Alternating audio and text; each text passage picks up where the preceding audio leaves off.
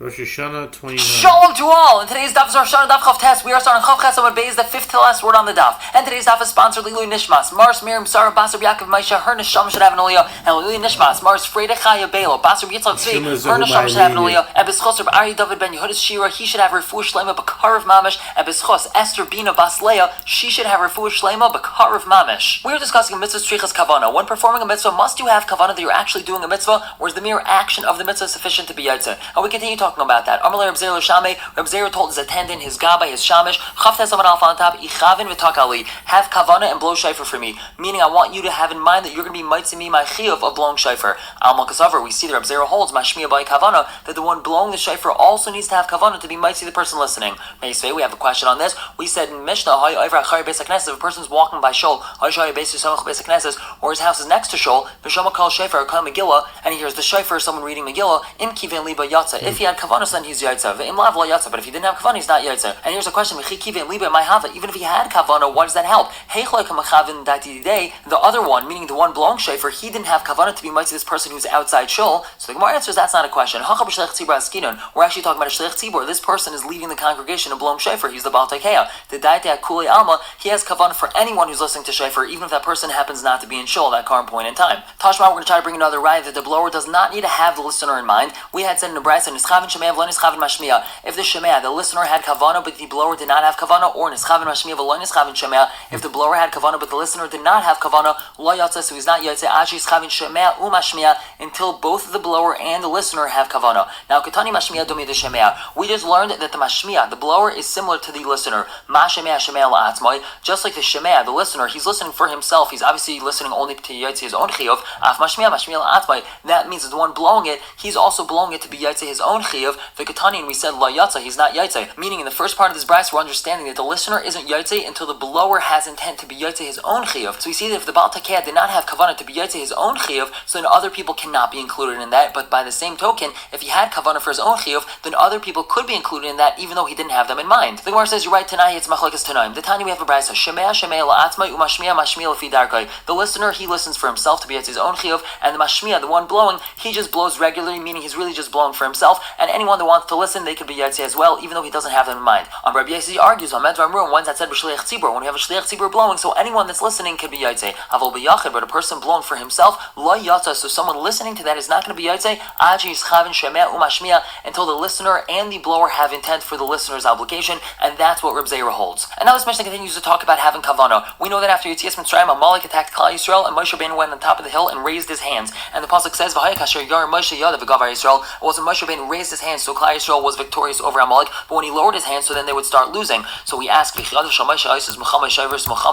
hands of Moshe, are they the ones that make the war or break the war? Just because he lifted his hands up or he dropped them down, all of a sudden that means that they're going to win or lose the war? What does this teach you? As long as Klal Yisrael were looking up to Shemayim, and they subjugate their hearts to Hashem in heaven, so then they would overcome the enemy. That's because they're davening to Hashem. If not, so then they would fall. And similarly, we know that Klal Yisrael complained in the Midbar, and Hashem sent snakes to bite them. To stop the plague, Hashem commanded Moshe Rabbeinu to make a snake and put it on a pole. And the pasuk says, make for yourself a snake, a serpent, put it on a pole.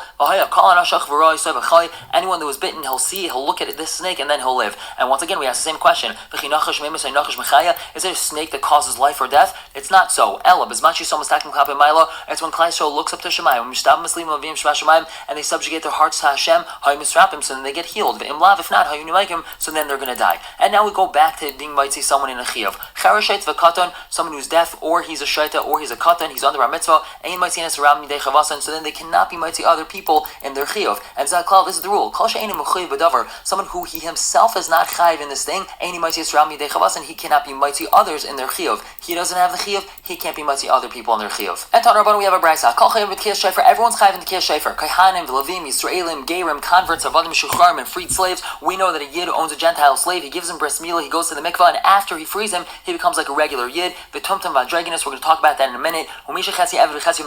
Someone who's half Eved, half Ben Chayrin. How is that possible? Two Jews had a partnership in a Gentile slave. One of the partners freed his part of the slave, so now this person is half slave, half Jew. Now tumtum any mighty lies mina v'lesh ena minoi. A tumtum cannot be mighty his min, he cannot be mighty another tumtum, or someone who's not a tumtum. Androgynous, on the other hand, mighty is mina. He could be mighty someone who's like him, avoloyesh ena minoi, but not someone who's not an androgynous. So what's the difference between a tumtum and androgynous over here? The genitalia of a tumtum is covered by skin, and therefore we're unsure if it's a male or female. Therefore, a tumtum can't be mitzi even another tumtum, for one might be female and the other might be a male. Whereas an androgynous has both male and female genitalia, we're just unsure if it's a male, female, or its own kind. Whatever it's defined as, all androgynuses are all in the same category, so they could be mitzi each other. And someone who's half slave, half free man, he cannot be mitzi anyone, not even someone who's in the same category as him. Now, Amar Mar, we had said in the Brisa, everyone's chayav in Tkiyah Shofar, Kohanim, Levim, Yisraelim, and the Gemara asks, Pshita, isn't that obvious? If these aren't mechayiv, Kohanim, Levim, Yisraelim, and Man mechayiv, so who would be chayav in Tkiyah Shofar? The Gemara says Kohanim is strichloy. The chiddush is that Kohanim are chayav in Shofar. You might think, since the pasuk says Yom Trua Liyachem, that Rosh Hashanah is a day of Trua, Man delesei el b'tkiyah dechad Yoma hu demechayiv. Someone who only has a chiyuv of one day of blowing shofar, which is on Rosh Hashanah, there's one day to blow shofar, and that's the person's only chiyuv of shofar throughout the whole year, so he's chayav in shofar on Rosh Hashanah. But v'hani kohanim, these kohanim, ha'elva isnu b'tkiyas d'chal Hashanah, they hear blasts all year long. The chsiv says in the pasuk, uskatim chatzotros al v'seichem, that we're supposed to blow trumpets, we're supposed to blow chatzotros during the carbon oila, so they hear trumpet blasts all year long. You might think that they shouldn't be chayav in tkiyas shofar on Rosh Hashanah. Kamashman, the chiddush is that they are chayav. The Gemara asks me, dummy, is that comparable? Hasam chatzaitos. Over there, it's talking about chatzaitos. All year long, they hear chatzaitos. V'hacha shofar, and over here on Rosh Hashanah, it's a special mitzvah to blow a shofar. A shofar and chatzaitos are two different things. So the Gemara says, you're right. El Israch, the chiddush is that we have to say the kohanim are chayav in shofar. But what's the chiddush? I might think, since we have a mission that says, Shava haYovel Rosh Hashanah l'tkiyah l'brachas, we know that Yom Kippur of Yovel is compared to Rosh Hashanah when it comes to blowing those shofar and brachas. So I would think, man de isa b'mitzvahs haYovel, someone that all the mitzvahs that pertain to Yovel pertain to this person, isa b'mitzvahs Rosh Hashanah, so therefore he also has to keep the mitzvahs Rosh Hashanah. But v'hani kahanim, these kohanim and levim as well, haYovel lesson who mitzvah Yovel, since they do not have all the mitzvahs of Yovel applied to them, did not have a mishnah. Kohanim levim meicham la'olam v'goyim la'olam. Kohanim levim, they could always sell and they can always redeem. So a mitzvah Rosh Hashanah lo'y l'chayvu, I might think that regarding the mitzvah Rosh Hashanah blowing shofar, they shouldn't be chayav in that. Kamashman, the chiddush is that they are chayav in the mitzvah Rosh Hashanah. Now, what does this mean that kohanim levim could always sell and could always redeem? We know that one that sells a house in a walled city is given a year to redeem it. After that, he loses the house. So a kohen or levi is always allowed to repurchase the house. One that sells his field is not allowed to redeem it for the first 2 years after the sale, whereas a kohen or levi is allowed to repurchase the field right away. And this is the halacha that's relevant for here for Yovel purposes. If one donates their field to hektish and the gizbar sells it to someone else, so when Yovel comes, it goes back to the base of mikdash and it goes to the kohanim and not the original owner. Whereas a